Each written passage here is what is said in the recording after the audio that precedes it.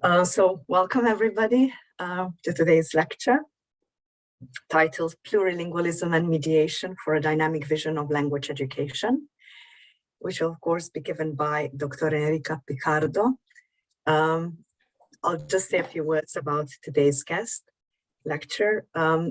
So Dr. Piccardo is a professor in the Languages and Literacies Education program at the Ontario Institute for Studies and Education of the University of Toronto. Her research, as I read, focuses on second and foreign language learning and teaching, plurilingualism and mediation, which is in focus or will be in focus today's lecture as well. And what I think is really also interesting, the impact of the Common European Framework of Reference on language teaching and assessment. And above all, as I read, the implementation of plurilingual and action-oriented approaches. More people joining us. Perfect. Okay, let me just mention maybe two of Professor's latest works published just last year with her colleagues. So two books, Activating Linguistic and Cultural Diversity in the Language Classroom, and the Written Handbook of Plurilingual Language Education. Very interesting titles. I'll look into them myself. So what I think is also important for our project and the audience is that Dr. Piccardo has a vast and international teaching experience. She has taught and lectured in France, Italy, Spain, Switzerland, Germany, Austria, and now Slovenia, about language education, teacher education, plurilingualism, and mediation. Okay, so Dr. Piccardo, welcome. The screen is yours. Thank you very much for this introduction. The book, one of the two books you said had a bit of delay, so it should have been out in end 2021, but it will be very soon, the Activating Linguistic Diversity. Whereas one other book you might be interested in was published 2 years ago or 3 years ago, 2019, I think, is the Action-Oriented Approach for a Dynamic Vision of Language Education with Multilingual Matters. That's very interesting also for practitioners and researchers alike. Okay, let me try and share my screen again, and let's get started. So I'll put my timing. So as you can see from the slides, I will introduce those concepts, plurilingualism, mediation, and discuss with you and their impact on the vision of language education. And I will also touch very briefly at some results of research projects that I've been conducting, funded by the Social Science and Humanities Research Council of Canada, and that's why I used also their logo. Okay, the presentation is organized around a few points, trying to reflect on the new concepts that we can have in our increasingly diverse societies, and move to what is language learning actually? How should we consider it? And this opens to seeing language more as a process than as a fact or a product, with mediation and plurilingualism, and try then to operationalize this in the class through action-oriented scenarios. And then, as I said, I will touch a little bit at some of the preliminary data from especially one project which is now in progress with some conclusions. Okay, so if we look at our societies, we see a kind of move, seeing them more and more complex, with people and goods moving around, and an increased number of migrants, and unfortunately also of refugees that go away from war and very difficult situations, and all these movements change the socio-political landscape and oblige and push us to reimagine boundaries that we were familiar with. In all this process, the languages are at the core because they are pivotal for our mutual understanding, intercultural dialogue, and even access to knowledge. In fact, if we think, everything is done through languages, and languages is for everywhere. Some researchers say that this is what characterizes our being human. So we should try to reason more in terms of dynamic trajectories and linguistic and cultural repertoires. These two terms, trajectories and repertoires, are very important if we start thinking in a plurilingual perspective. This increase in diversity should be seen both as it's certainly a challenge, nobody denies that, but it can be seen also as an opportunity for our language education, for trying to rethink, restructure it in a different way, or at least taking into consideration different aspects. And I like starting with this, with these two images that I took myself. They are two pictures. One is in Toronto, the one on the left, medical pharmacy. As you can imagine, Toronto is a very multilingual and multicultural city, as all big cities. So you have different communities speaking different languages. Many, if you think statistically, is more than half of the population that speaks a language which is not English in their household. And here it's an area of downtown Toronto where you have, of course, medical pharmacy, which is the English, the dominant language. And then you have 6 other languages that are representative of some of the communities that you find in Toronto.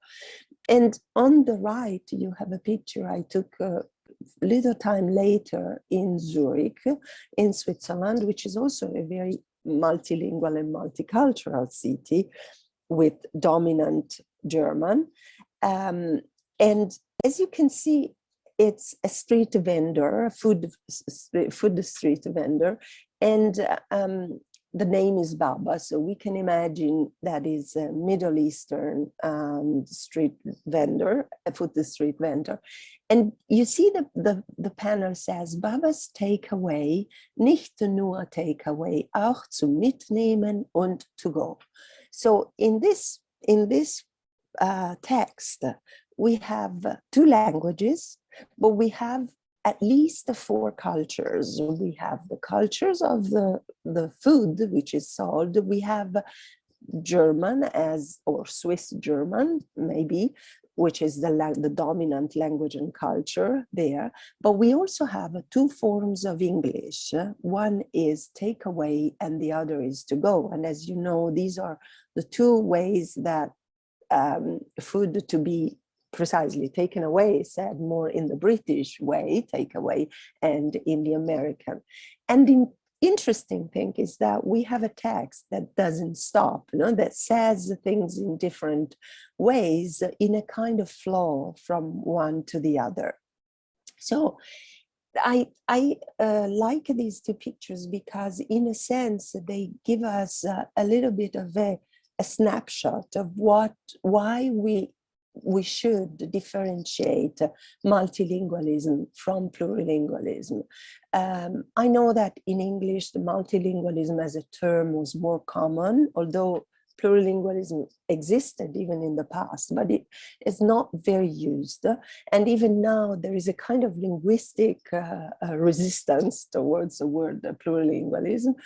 But this distinction is very functional to understanding with just one word the 2 completely different perspectives. The first sees languages as side by side as an addition of element. You have many languages, you don't care if these are interconnected or not. Importance is the number, the multiplication of singularities. Whereas on the right, you have this idea, or at least the beginning of an idea of a network of languages and cultures that are in some form of dynamic relationship.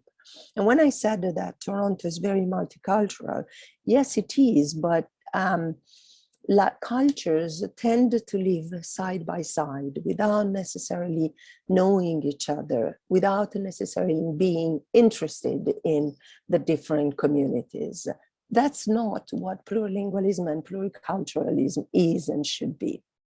So I was saying that our societies are increasingly plural, and this plurality, cultural and linguistic, calls for a new vision, calls us to go from this idea of a language myth, where a language is a fixed code and it's an inventory, as Love says, of determinately identifiable linguistic units, each of which correlates a form with a meaning or meanings, to a more integrational view, where language is perpetually open-ended and incomplete because it's what the author calls a second-order cultural construct. And this second-order construct arises from the first-order activity of interpreting these linguistic signs. And it's not done by each individual alone. It's done as a product of a collective mind and of distributed cognition. We don't do that alone. We do that always in exchange, in interaction with others.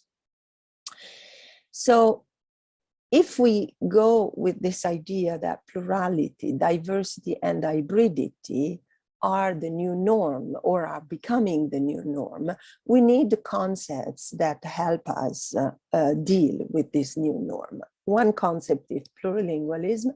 One other important concept we will be touching is mediation, and the action orientation is for teachers of language, a core concept because it helps us think in terms of doing, of acting in a language, of seeing language as a process. Okay, let's focus now more on mediation.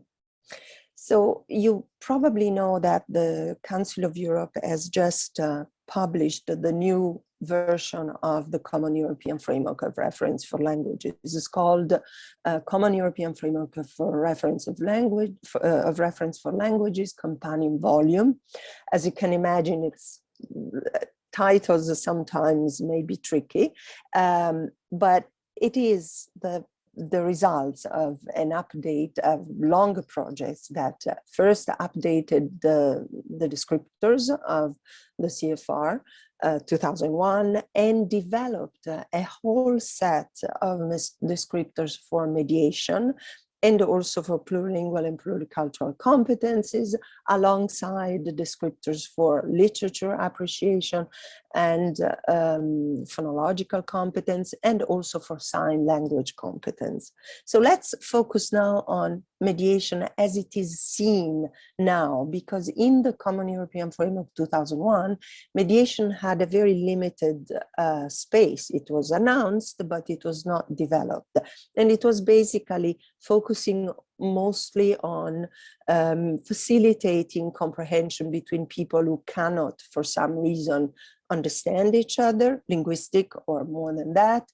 And it also stressed that it was an activity we do every day. But now we have something much deeper. In mediation, the user learner acts as a social agent who creates bridges and helps to construct or convey meaning, sometimes within the same language, sometimes across modalities, from spoken to signed or vice versa, in cross-modal communication, and sometimes from one language to the other in the cross-linguistic mediation. And the focus is on the role of language in processes like creating the space and condition for communicating and learning, collaborating to construct new meaning, encouraging others to construct or understand the new meaning, and passing on new information in an appropriate form.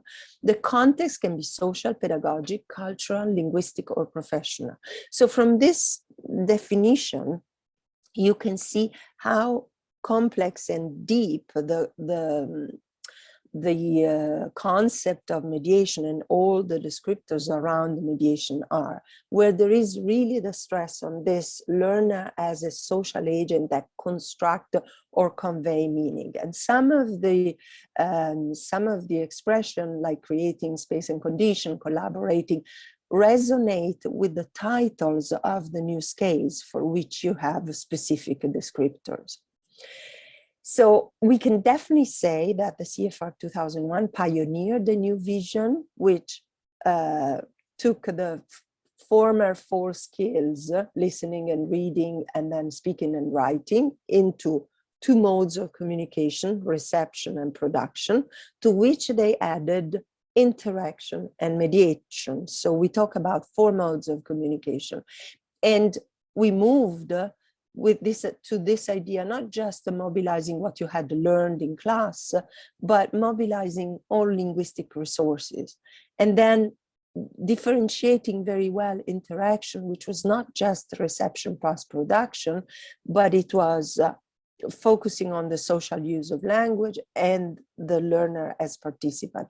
And it introduced the idea of social agent and mediation, but it didn't develop it. Now, with the CFR 2020, we have see this idea that it's not just the participant, for example, at a party where you stay with your glass of wine and chit chat with other people. You are doing things with the language. You're co-constructing meaning. You are, for example, collaborating in a project with colleagues from different countries and languages, and you mediate, and you do that, and this can be done also in the class. So you are focusing not just on accuracy versus fluency or accuracy plus fluency, as we were familiar with, but the complexity of the language and of the task for which you mobilize all your competencies, the general and the plurilingual and pluricultural competence. So this social agent has become more embodied.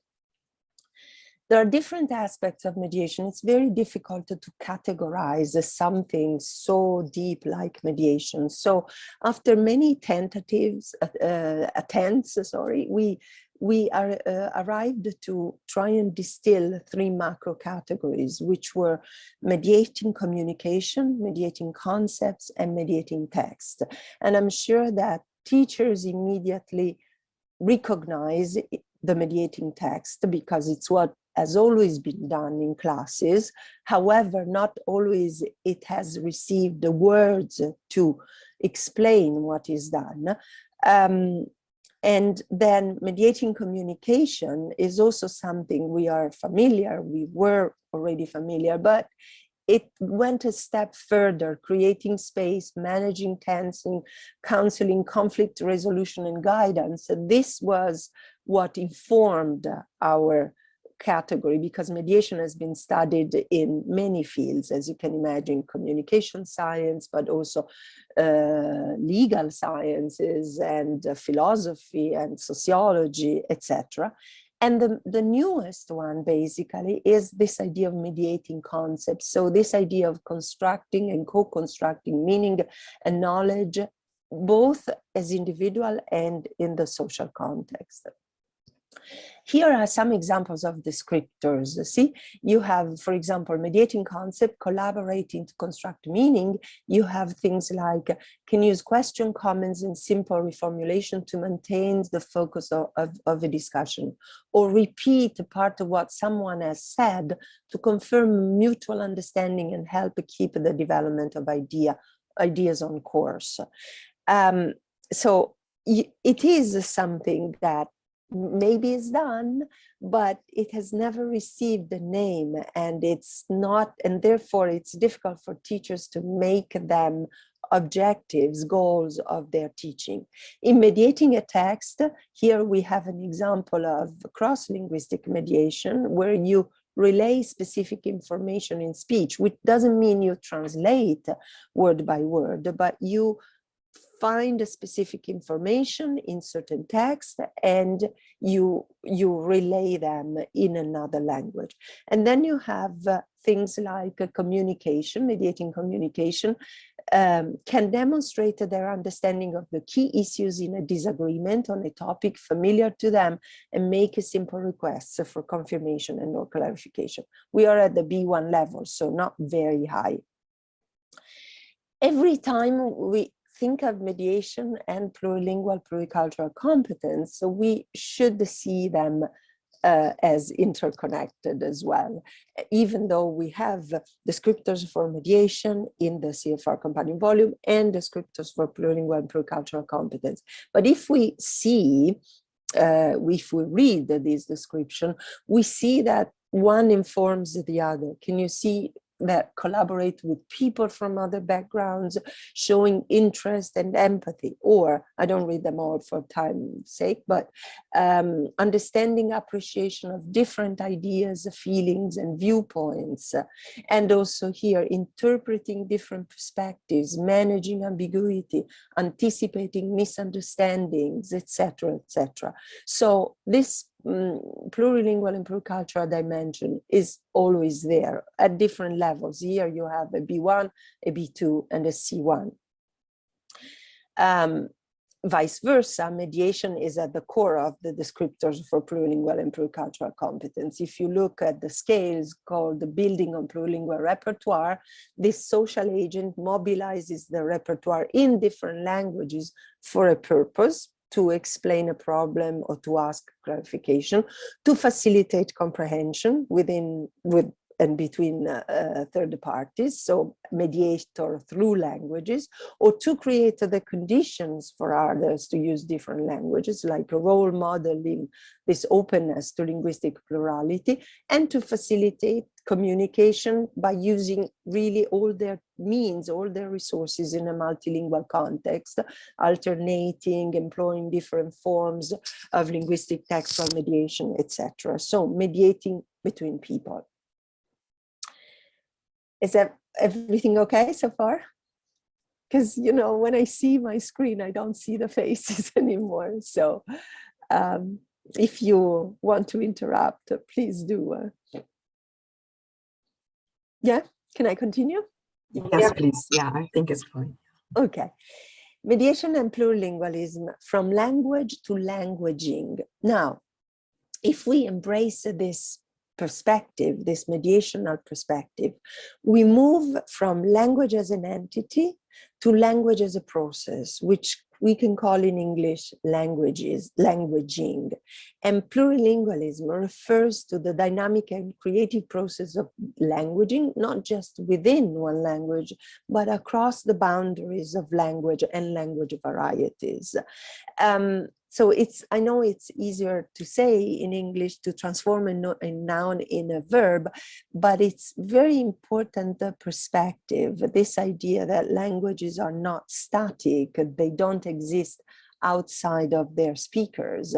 This is a kind of, how can I say, we convention that we have as human beings to call a language, any language, English or French or Italian or Slovenian, I mean, in every language that you have is a convention, is something that we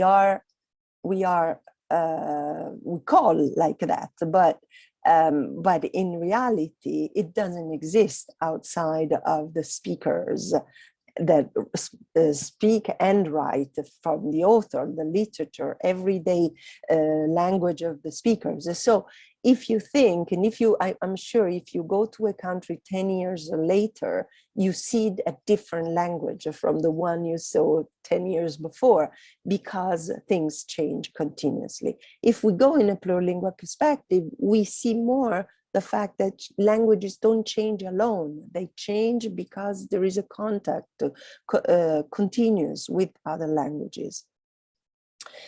And if we go back to our three categories, you see that these social agents are in the concept, mediating concept. They are languaging because they think things through together.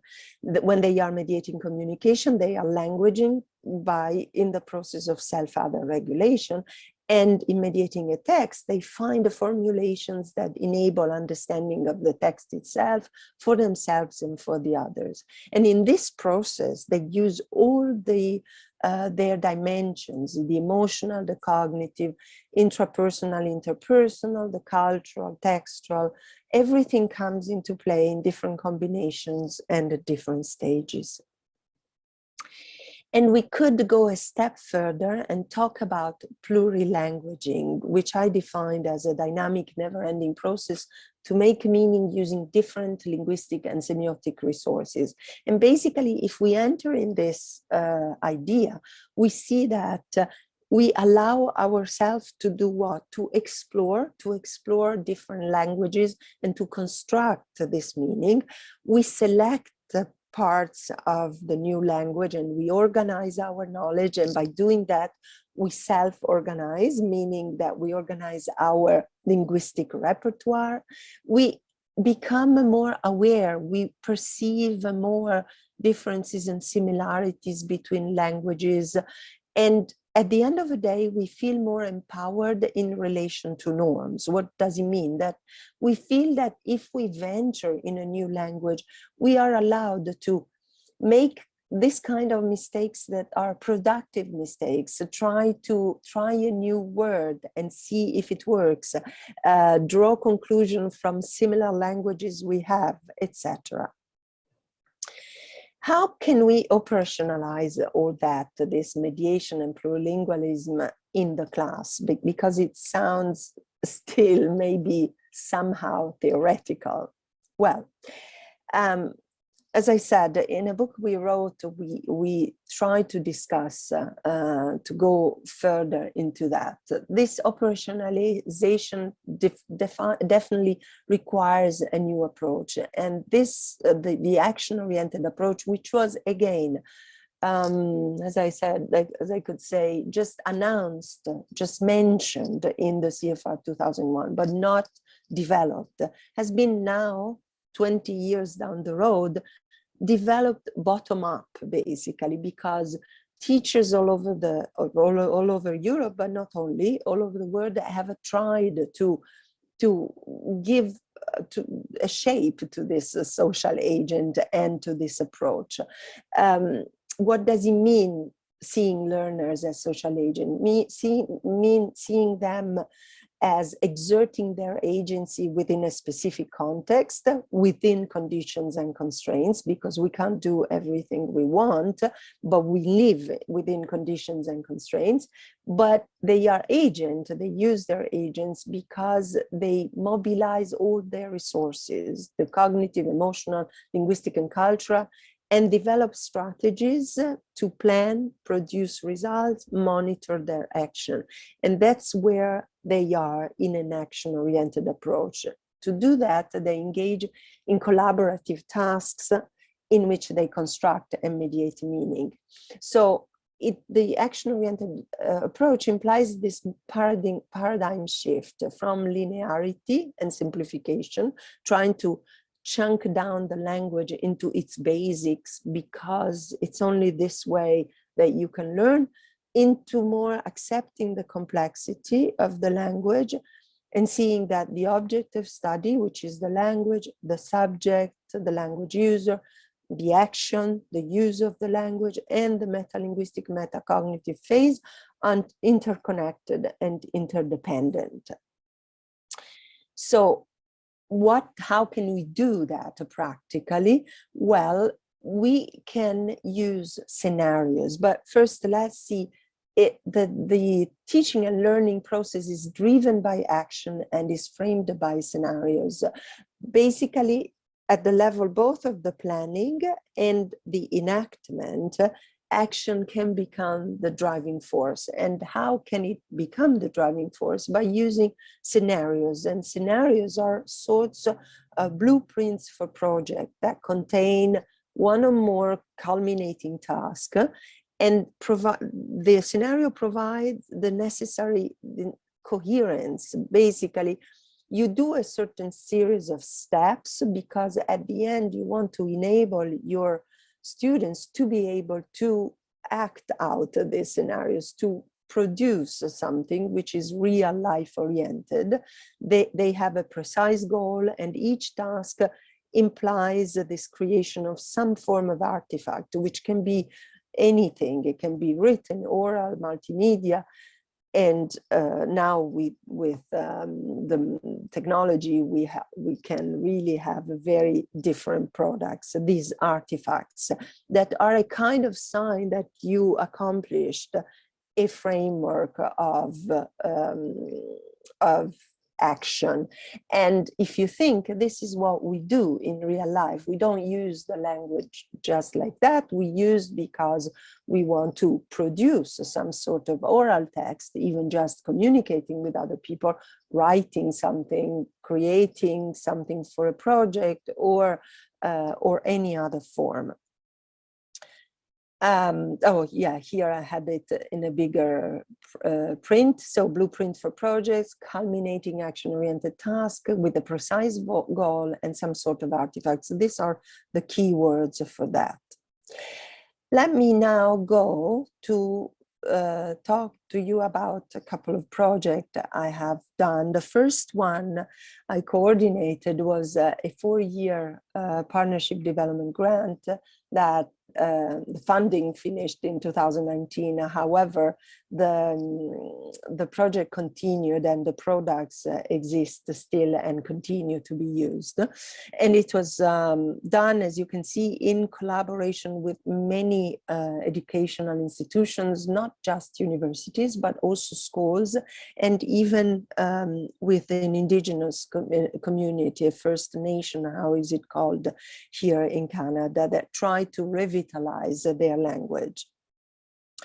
What we produced was an environment which is based on what we call 4 pillars: action-oriented approach, plurilingualism, the holistic reflections, and technology. And all that is visible in a kind of e-portfolio that we call the LIGHT, language integration through e-portfolio. So just in a nutshell, and I'm just apologizing because, you know, it's always difficult to go online and try to explore in real time. So I try to do kind of a snapshot of the main point, but these are different elements that you find in this e-portfolio. First, there is an environment that looks like, which is this one, is called My Plurilingual Journey. It looks like a social media, basically, where you post your story, you post about your experience, your repertoire, and other people, other students can react. You talk about your languages, your cultural encounters, and you post pictures, everything that can give a sense of who you are and what was your journey. Then there is one part, which is a series of scenarios. Here we have one, Lost in a New Town, where students are given the explanation of the scenario and teachers are given on the back. The students can't see that, but teachers participating have the planning of how to work with students so that in the end they are able to be successful in the culminating task.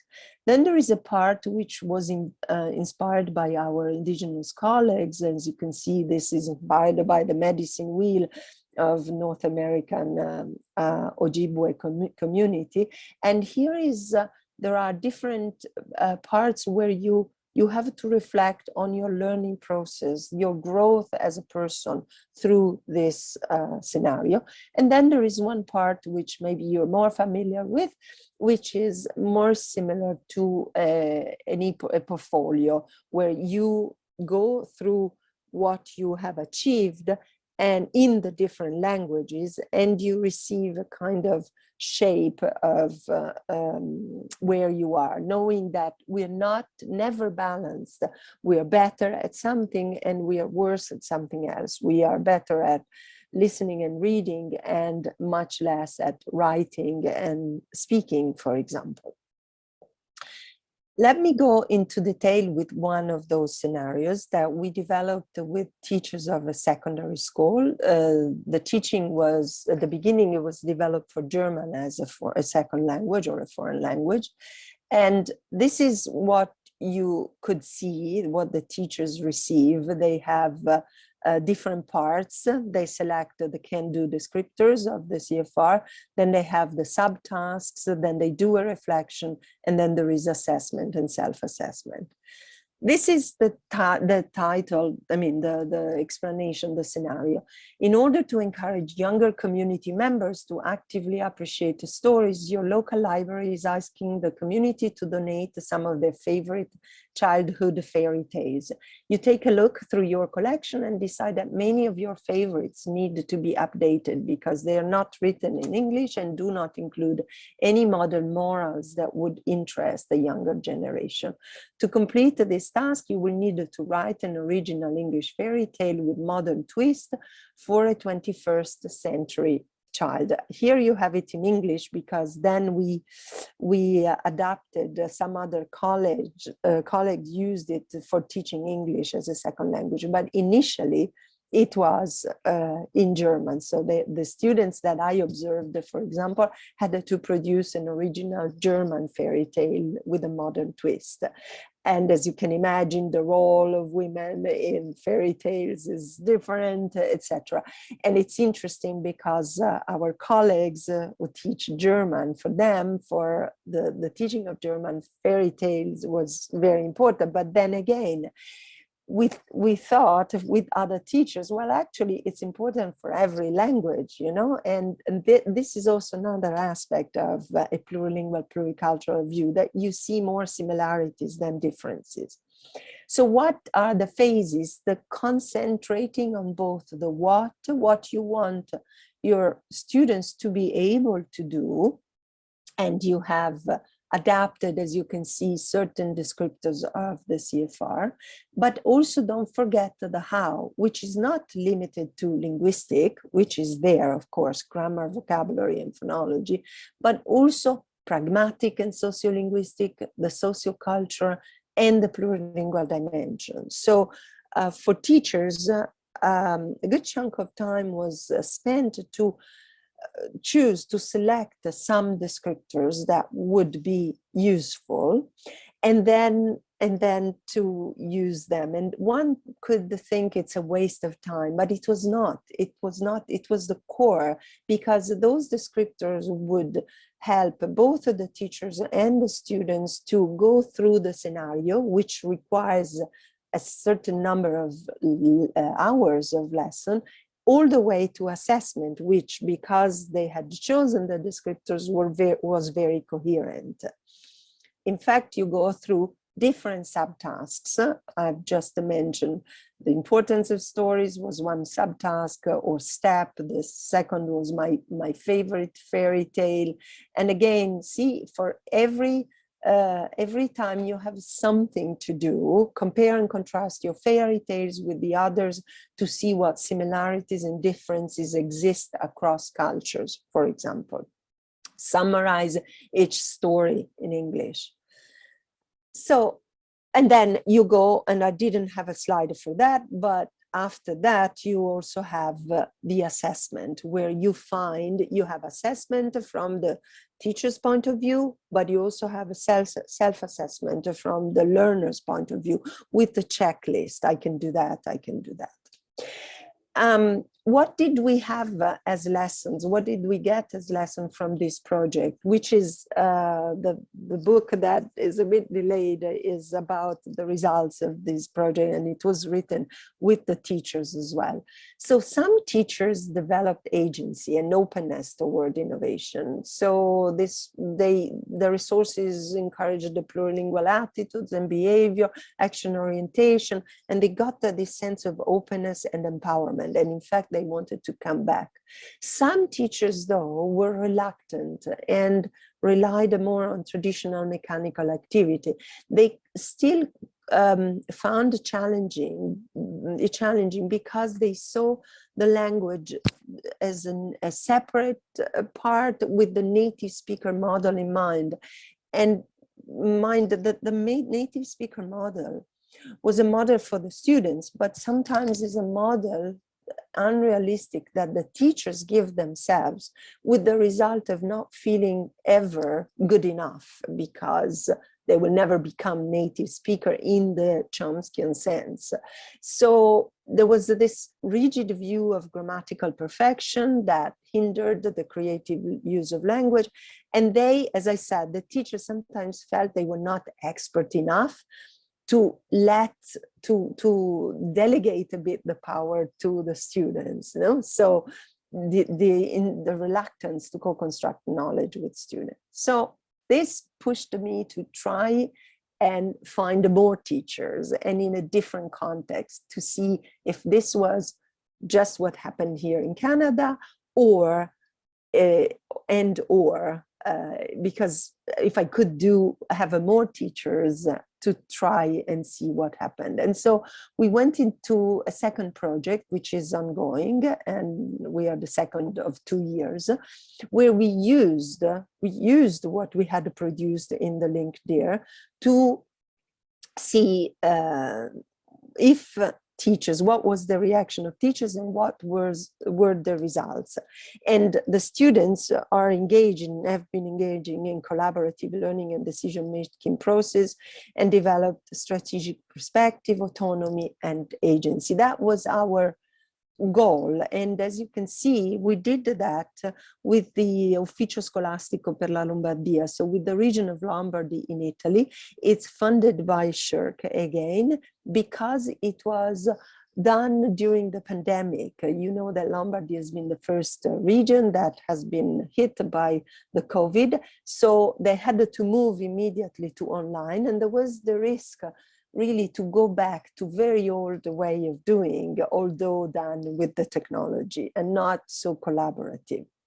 So we put together a mixed method research methodology, where we had the first pre-intervention survey, seeing how the teachers use the technology. Then we had an implementation phase of these scenarios taken from there, a post-intervention surveys, and then followed by semi-structured interview. And now we are writing together with the teachers a volume of case studies to capture the experience. And I want to go with you through some of the feedback that we received. I must say that I was very happy with the results of the project. The project had almost 100 teachers altogether of different languages: German, English, French, Spanish, and even some, very little, but some Italian L2. So we had really a diversity. We had diversity of levels from the elementary school all the way to upper secondary. And we have found different aspects. First of all, plurilingualism and pluriculturalism. See, one teacher says that the children from foreign countries that come to Italy, they tended not to be valued in their knowledge. They tended almost to see their mother tongue as a problem. Now they see, after the project, they said they see the mother tongue as un valor aggiunto, no? In Spanish, un valor aggiunto, 1+, something more. They are aware of their own language as a resource.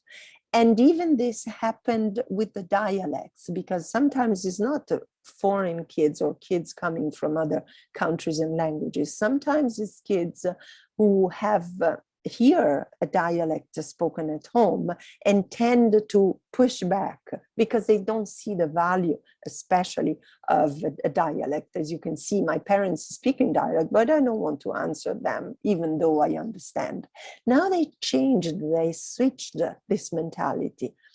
I hope they will continue, because of course once is not enough. But another teacher says, I think that the plurilingual journey was a very, very good experience for them. Do you remember the beginning of Light, this that mocks the social media?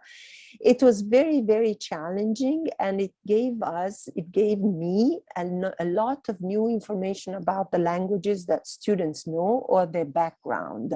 And again, the teachers don't necessarily know what is their background, don't necessarily know about their language repertoire. And so what are the resources of the students?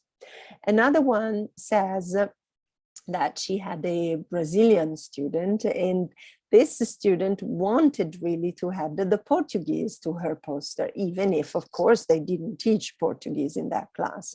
But she acted as a mediator. See, she wanted to translate for the classmate, and it was challenging for them and for the teacher, but it added something personal to that.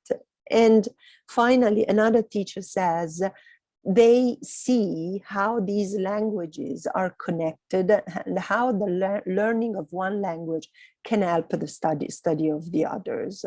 And she thinks they appreciated that. Another point in the feedback was action orientation. The fact that they had a real task. So for them, it became something real, something they had a target, they had an objective, a real task. They felt more involved. It was more interesting. It was not learning the language to learn the simple past or to learn something, but to do something specific and clear. Then it gave a precise idea to me as teacher, but also for the students to go through different steps. The descriptor gave me a more detailed approach. See what I was saying before? This idea of choosing the descriptors and then chunking down into steps before, in order to maximize the opportunities to be successful for students, was there and was appreciated by the teacher. Again, another says something similar. It was very well defined and structured in the steps in terms of time spent and the activity. So the scenario helped me in a more clear way to know what I was doing as a teacher.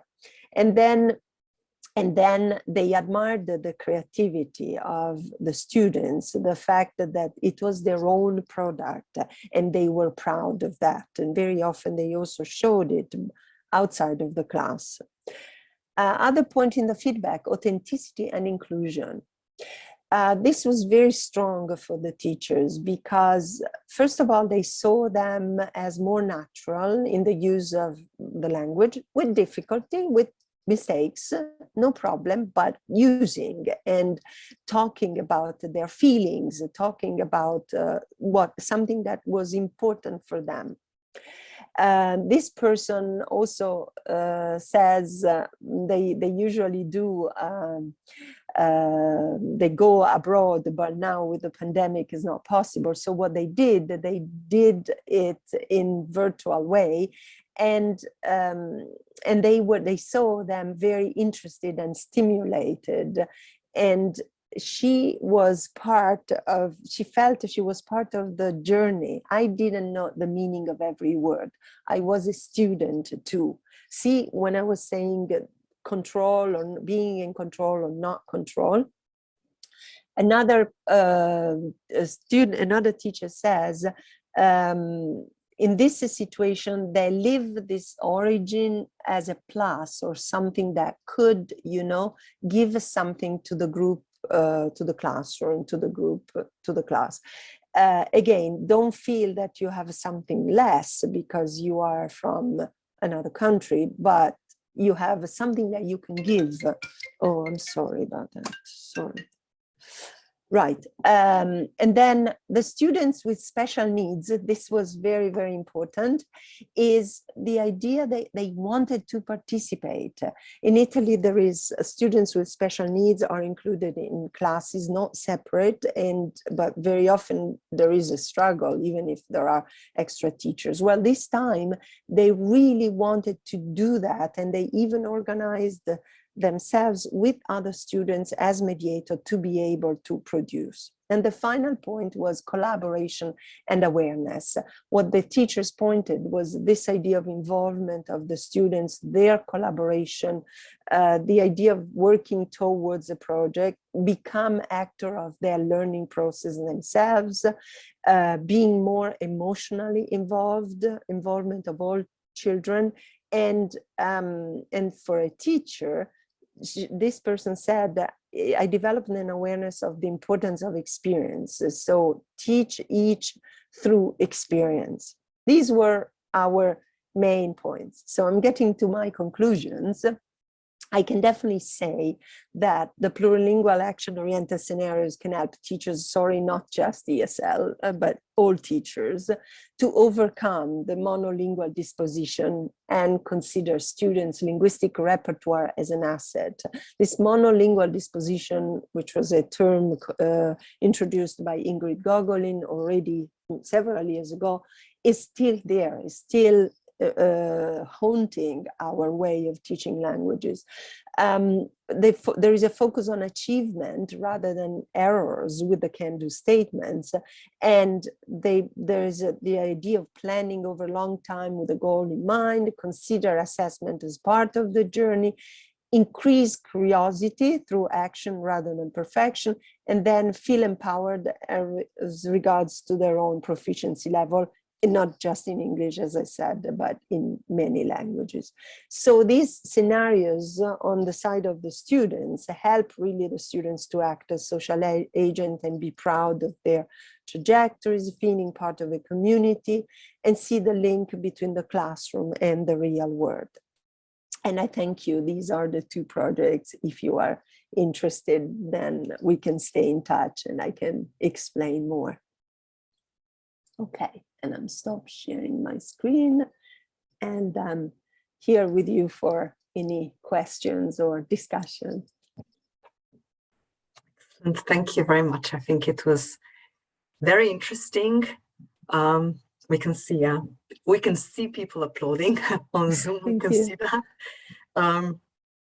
Thank you very much. I think it was, as I already said, very relevant for this project that we're in, especially the part when you explained the application of the theoretical background and foundations for the well, this is we're always interested in how all of the findings translate into real life, and I think you presented this really clearly.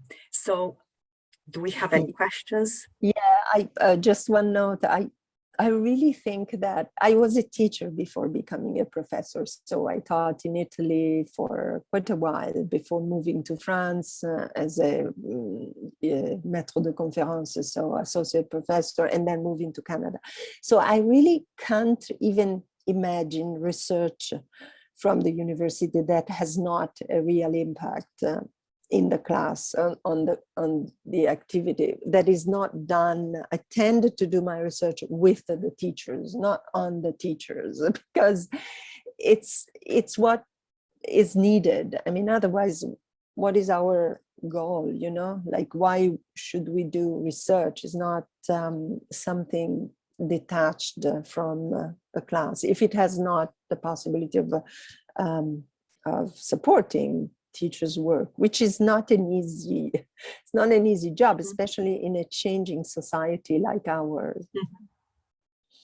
And I think it's also very important that we consider the feedback that we get from the teachers, all the participants, which then influences our future research or even the project that we're in.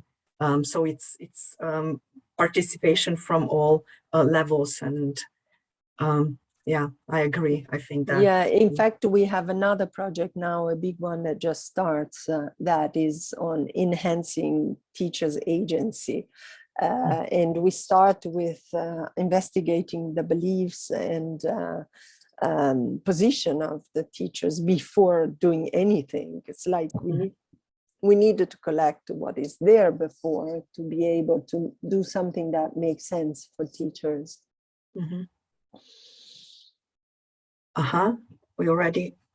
We have the first, I don't know if you can see in chat, from Alma Zero. She absolutely agrees. The scientific aspect is important, but so is the practical application and relevance of research. Yes, exactly. Yeah. when you said, I think what you said before is really important, namely that we first need to look into the attitudes and beliefs of teachers, because this is, of course, what we know shapes also the attitudes of the students later on. And you mentioned that in the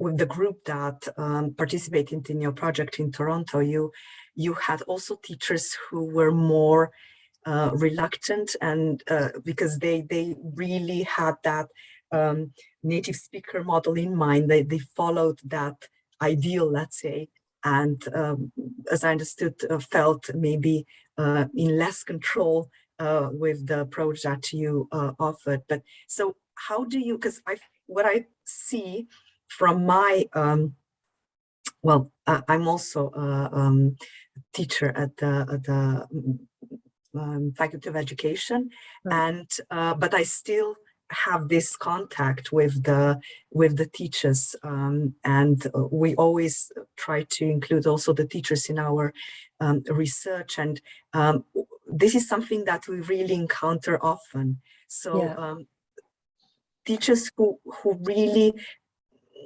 don't feel like leaving their comfort zone, so to say. And how did you approach this challenge? How did you address their worries, their fears? Because I think that this is something that it's not that they don't want to participate. No, but they... no, on the contrary, they, I must say that sometimes was a bit frustrating, because they were super enthusiastic when we had teacher training sessions. And then there was this idea, yes, but we have a strict curriculum. We can't move. Imagine that there are, especially, I must say, especially with in English-speaking countries, with English, it's extreme. I have some students who are graduate students in my project, but in my program, sorry, but they are also teachers, maybe in colleges, because in Canada, there is university and then there is college. They are two different things. It's still tertiary education, but it's more professionally oriented and not research oriented. Well, very often they have a kind of mandate of monolingualism, like they are not, the students are not allowed to say any other word, any word that is not in English, you know, like ELL students, the English language learners. So of course, so they are kind of, they are hesitant, but even when there is not such a strict mandate, there is still this idea that if you are not in the target language all the time, you waste the time. You will learn less because you waste the time. And they do not realize that this is not true, especially in a context remote learning. I mean, if you learn English in Italy, for example, that you spend of your 3 hours a week in a class, that you spend all 3 hours in English or 2.5, really doesn't change anything. It's not a question, but the metacognitive and the reflective part is extremely important. So I cannot hide that there were moments of frustration like that, because you saw this smile and this, yes, understanding and the questions. And then when it said, okay, let's do that now. And they were like, lots of them said, yeah, well, I have to think maybe next semester, not now. And that's what triggered my idea of, let's see if in another context they are more willing to jump in. Mm-hmm. I must say that the rigidity of the curriculum, yes, plays a role, but also the idea around this ghost of the native speaker, the perfection, the fact that you shouldn't make mistakes because mistakes stay, etc. is a bad model.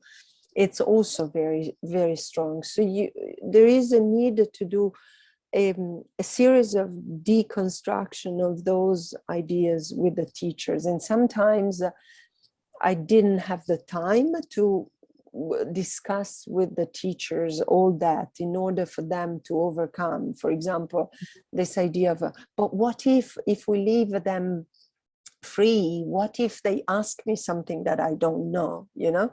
And behind this idea, there is this idea that the teacher must know everything, which is again not realistic, but it's very strong for the perception and self-perception of teachers.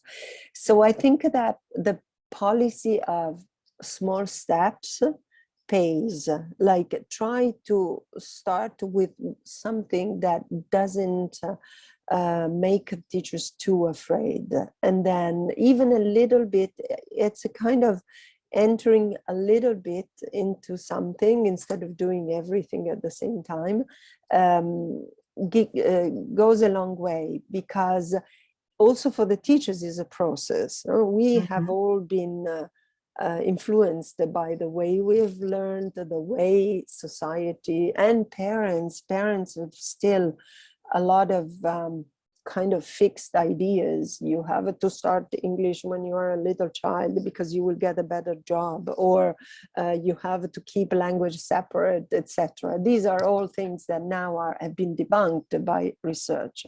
However, out there in the society, they are still very powerful. So try and address these things takes time, and so there's not a real magic recipe.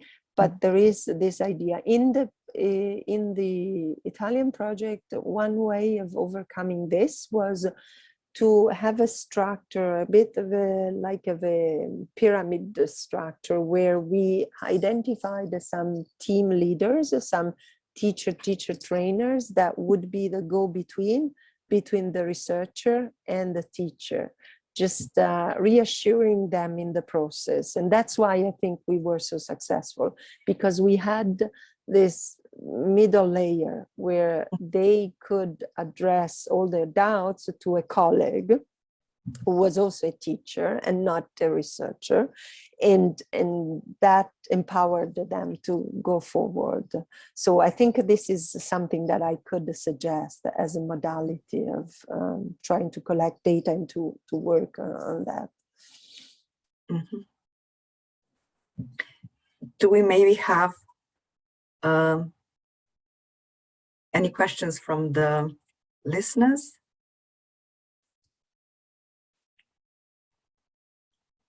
You can also write in the chat if you don't feel like... I have another question. I apologize if I'm taking all the time, but you said that in the project in Canada, the part of the teachers that participated was also, or I don't know if I understand correctly, but you mentioned the project or initiative that worked on teaching native language, or trying to empower the native community. So how much do you think the obstacle to what you were saying, to this also building these positive attitudes and beliefs, how much is the status of languages an obstacle? Because we know that in Slovenia, this is something that we encounter all the time. We have a very, let's say, comparatively small country with a lot of linguistic influences, with a lot of also people from diverse linguistic backgrounds, yet this is very, very present, I think, and this is seems like an obstacle also at schools. Yeah, no, it's a major problem. In the case, let me distinguish. In our case, what we tried, and I think we were the least successful in that part, is to collaborate I mean, we collaborated well with the colleagues, the First Nation colleagues who were in the team. We collaborated very well. We developed this frame for reflecting on your growth as a person, and this was good. However, when we tried to help the teachers to incorporate this in their classes, this was a bit too much, too far away from where they were. Because there is an intrinsic problem with the revitalization of the languages, which is linked to the fact that because of, you've probably read in the press of the horror of the residential schools. Well, these people have lost a generation. They have lost a lot of people because they died, but they have definitely lost the language, because one of the core points of those residential schools was to eliminate the languages that were not English or French. Really, that was one. The idea was eliminate the Indian from the people. Imagine, it was really terrible. So what the situation now is that we have great parents that still speak the language, but have no idea of how to transmit it. Parents who don't speak the language very often, and they would like their kids to speak it again. Now, there is an extra layer there of motivation and of status. Yes, it's true, because some kids think, why should I learn this language? It's not spoken by many people. It's not in the media, So there is a big problem.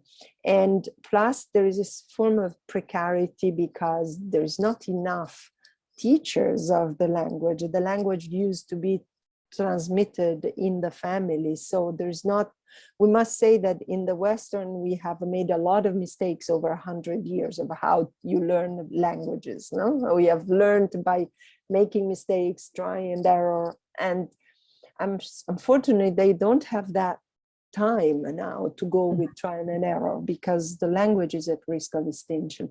So there is an extra layer, and I should have had more time to work really in a more with teacher development, very little parts, and try to start little things.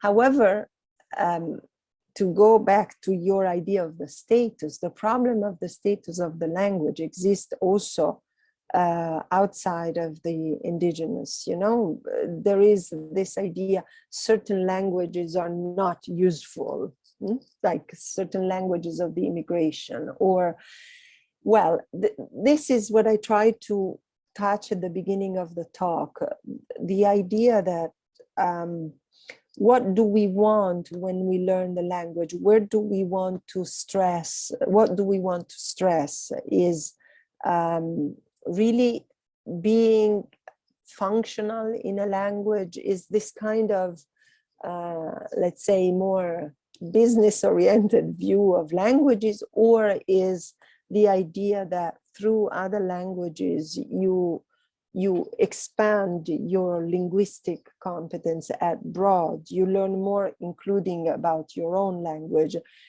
Some scholars say it would be much better to start when they are kids with the language of the neighboring country than with English, because then they will have the motivation when they are teenagers, etc., to learn the languages L3 or L4, not necessarily as L2.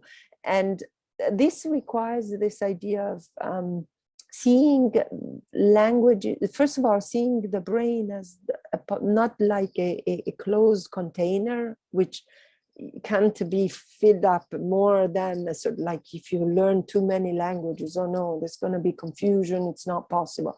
But like, what are you learning in the different languages? You don't need to learn everything. You don't need to become fluent and native speaker like in every language, but you are for example, introduced to some elements of the other language. You can, for example, understand the language and not necessarily be very active speaker.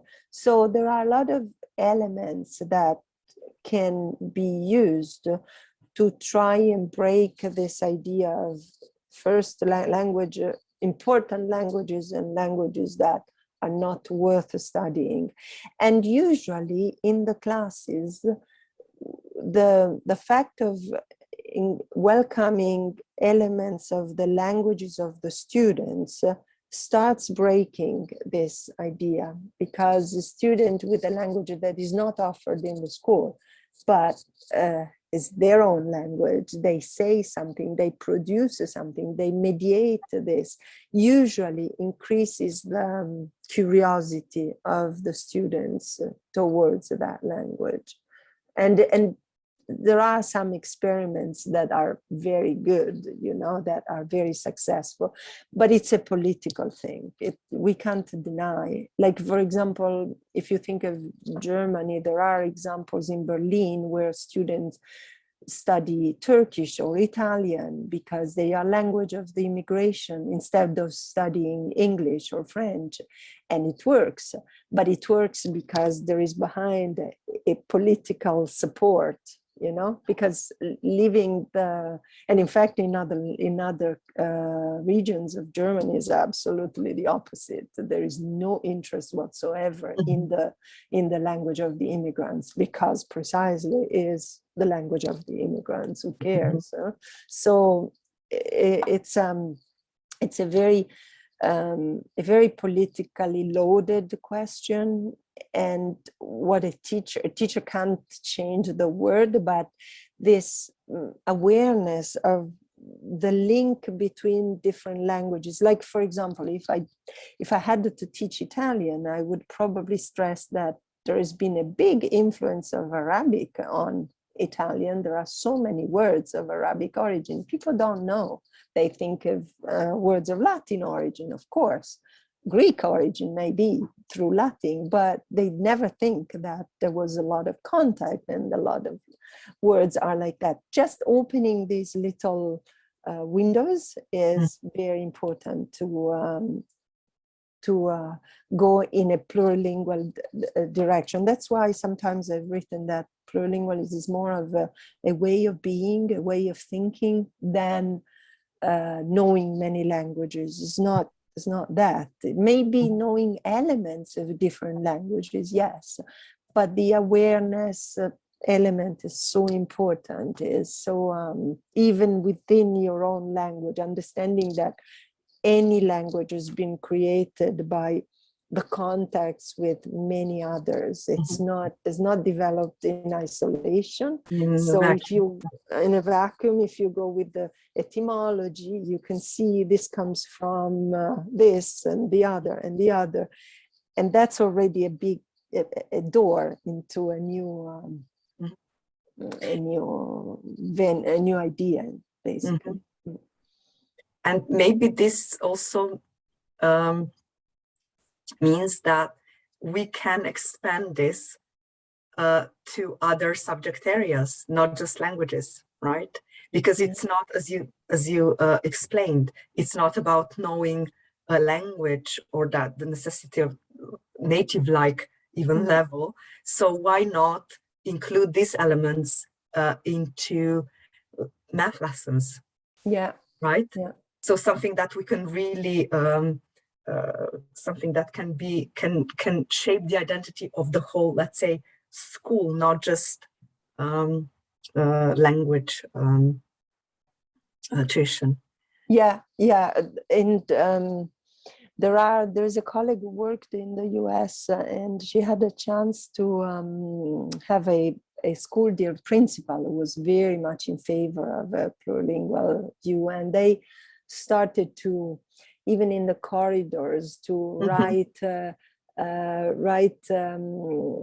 things in the different languages of the schools, of the kids, and try to make this presence of the linguistic diversity visible, because one of the problems is really that it is invisible. One of the things that the teacher said is, oh, I discovered a lot about my students. I did, because if a student is from the immigration, okay, you know, is from originally, I don't know, from Syria, from Morocco, you know, vaguely, because again, what kind of language is spoken there, you know? But if is Italian of generation, you don't know that. Maybe his parents speak another language, or the grandparents speak another language or a dialect. You don't know, because you don't go with the plurilingual view. You don't discover their trajectories, their repertoire, and they don't think it's important. They just focus on the target language, because all the rest is a form of contamination in a sense, you know?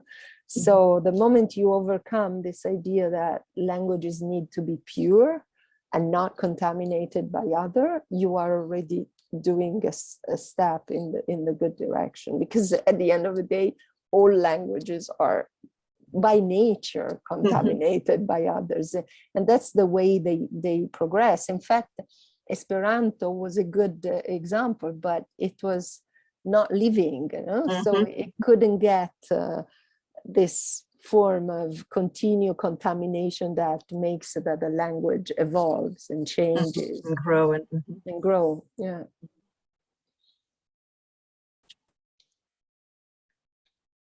Okay. I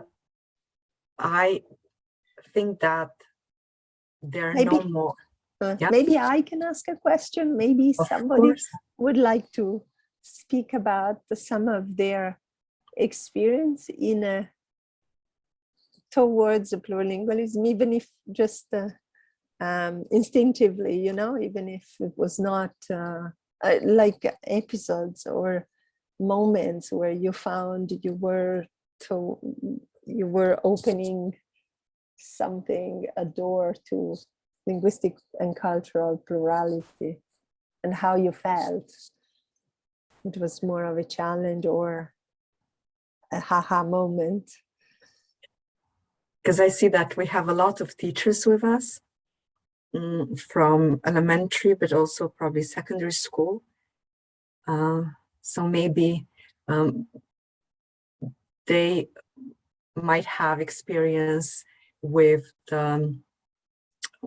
programs, activities that they prepare for the European Day of Languages, which is usually the celebration of plurality, linguistic plurality, and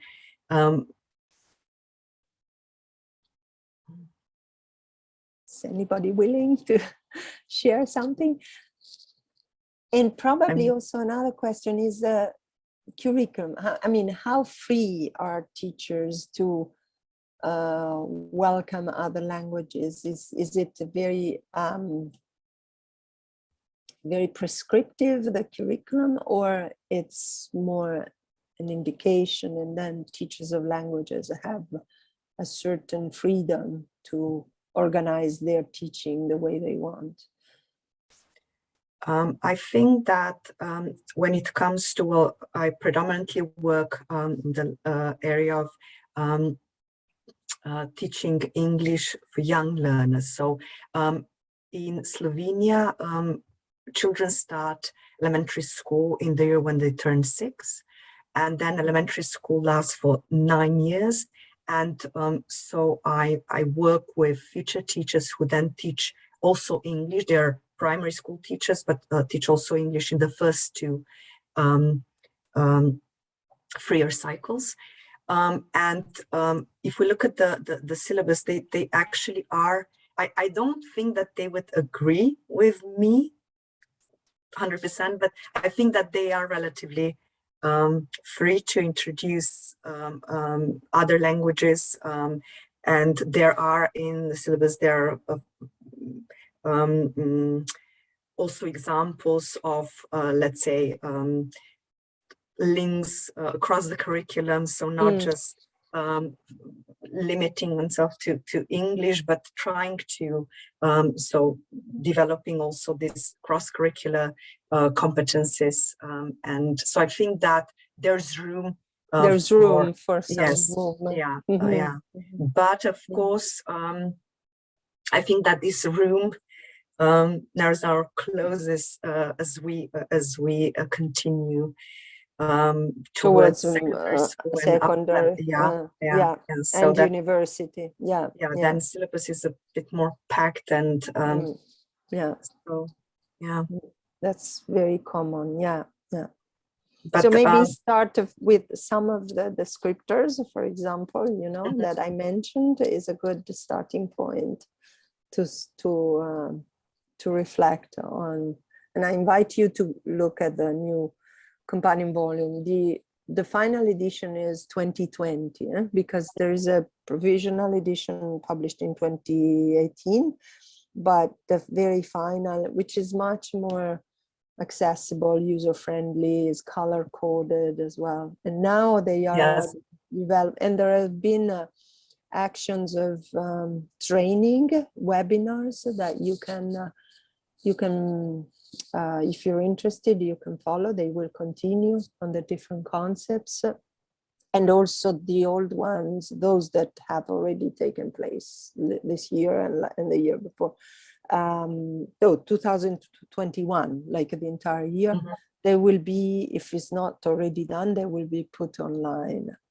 So there is, and there will be a case study volume being published soon with activities done by different teachers and also researchers throughout Europe. There was a call a couple of weeks ago.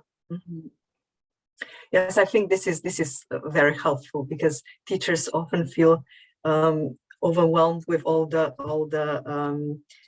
tasks, and so if they have not just activities that are ready for use in class, which is an idea, models, exactly, yes, because in the end you want to work with the children or the students that you have, not exactly, not the others. But as an idea, as a starting point, as a framework maybe that you can work in, I think it's very helpful. Okay. So to give you some time to relax before your lecture, I think we can finish here.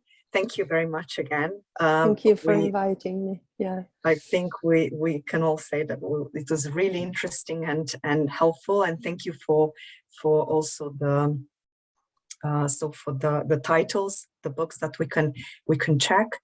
And this last information about all the webinars and the new volume of the Council of Europe. Look into ourselves. So thank you again. I wish you all the best. I do hope that we'll have the opportunity to see you in person in Slovenia in the future, when things normalize, whatever the new normal will be. Yes.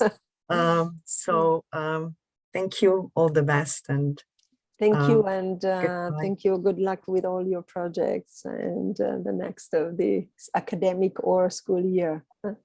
Thank you. Thank you. Thank you. Bye-bye.